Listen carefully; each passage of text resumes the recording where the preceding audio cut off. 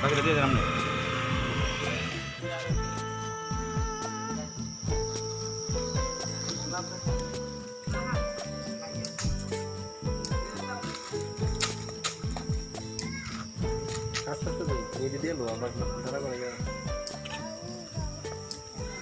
আজকের বিষয় হলো আমাদের এই করোনা ভাইরাসের লকডাউনে গরিব অসহায় দিন দরিদ্রদের প্রতিটি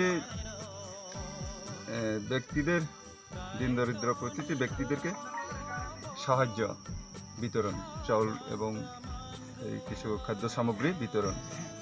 এখানে আজকে আমাদের আমবাসা সাংবাদিকদের তরফ থেকে আমার শিকারিবাড়ি পঞ্চায়েত অধীনে দুইটা জায়গায় এই চাউল এবং কিছু খাদ্য সামগ্রী বিতরণ করা হচ্ছে।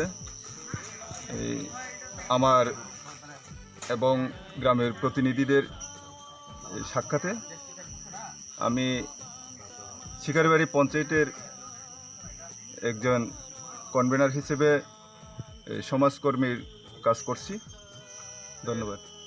বিশেষ করে জুমিয়া পরিবারদের লকডাউনের ভিতরে বিভিন্ন সংগঠন থেকে যেভাবে সাহায্য করা হচ্ছে, এই ক্ষেত্র বিশেষে আমাদের জনগণ কিছু উপকার পাচ্ছে।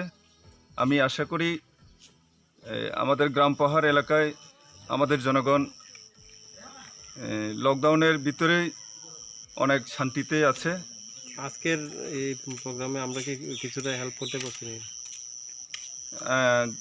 হ্যাঁ, আপনাদের সাহায্যে আমাদের উপকার হয়েছে অনেকটা। আগামীতে আরও হবে বলে আমি আশা করি।